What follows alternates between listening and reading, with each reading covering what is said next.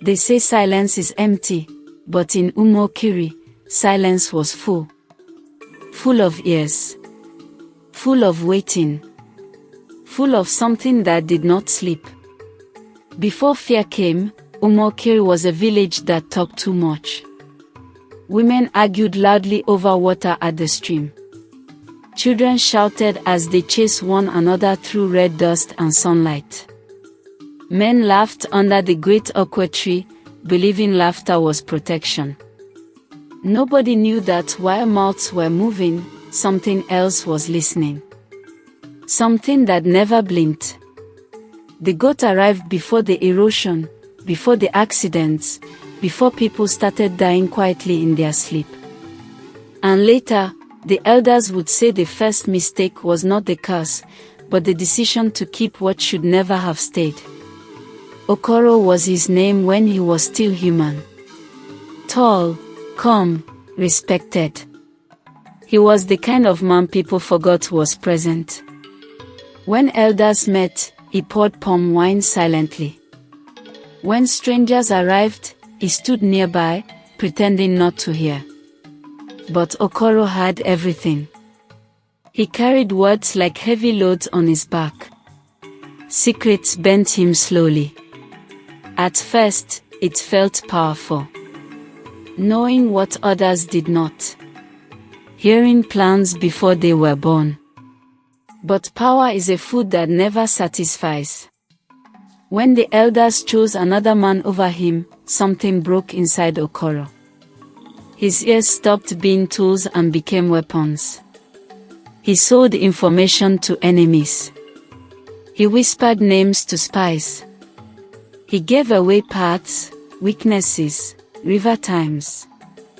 He betrayed Umu-Okiri without ever raising his voice. When the spirits exposed him, there was no shouting. That was the frightening part. The elders only looked at him with tired eyes. That night, under a moon shaped like a watching eye, they took him to the shrine. The chief priest did not insult him. He did not curse him with anger. He only said that a man who uses his ears to destroy his people should never know rest again. The ground shook gently, like it was breathing. Okoro screamed, but his scream broke halfway. Bones bent backward. Skin crawled. Words collapsed into animal sound. By dawn, a goat sat where a man had knelt. But the eyes were wrong. Too knowing. Too human. The goat did not run. It only watched. They should have killed it. That was the second mistake. Instead, they chained it at the village entrance. They said if Okoro had secrets as a man, he would hear danger as a goat. And it worked. Spies entered Umu-Okiri and suddenly felt uneasy. They forgot why they came. Some turned back sweating. The elders praised the goat.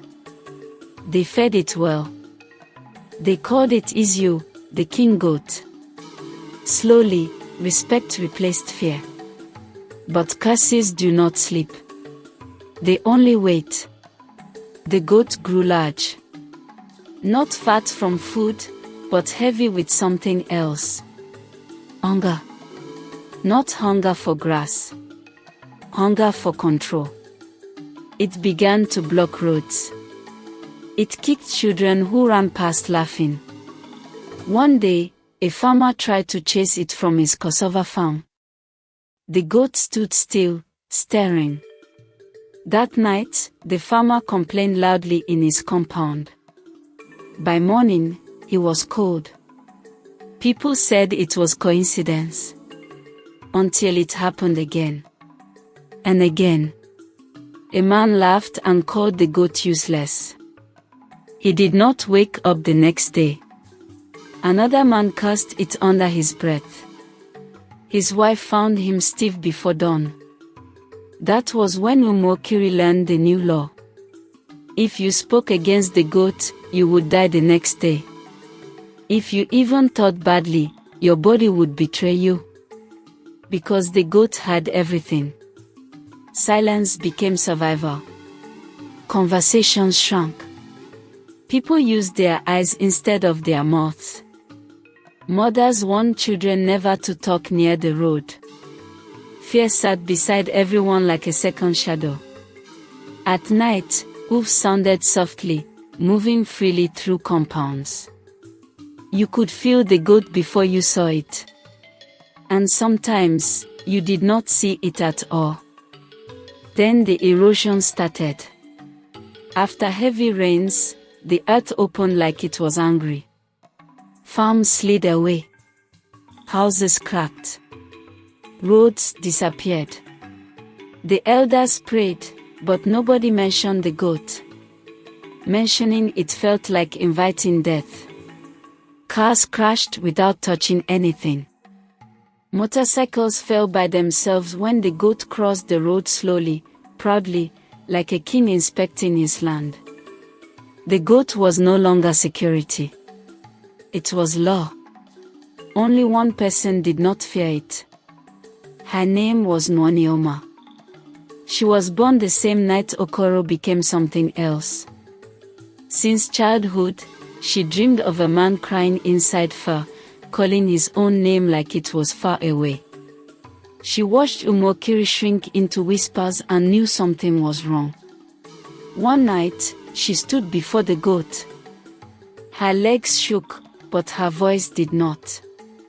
She softly called the name Okoro. The goat froze. Its breathing changed. Tears fell from its eyes, darkening the soil. Inside her head, a voice spoke, cracked and tired. It said the curse did not make it evil. Fear did. Respect without love fed the hunger. Silence gave it power. It said it remembered being human, and that memory hurt more than the curse. Nwanioma told the elders. For the first time in many years, they spoke freely. They realized they had turned punishment into worship, protection into fear. At dawn, they led the goat back to the shrine. The ground trembled again, stronger this time. The chief priest raised his staff and said, "Power without love becomes a monster, and monsters must return to the earth." The ground opened. The goat screamed, not like an animal, but like a man remembering his name too late. Dust rose. Wind howled. Then silence. The erosion stopped. Accidents ended. People spoke again, slowly and carefully. But something never returned fully. Even today, in Umu-Okiri, when a goat stares too long, people lower their voices. Because some ears never forget. And some curses only sleep.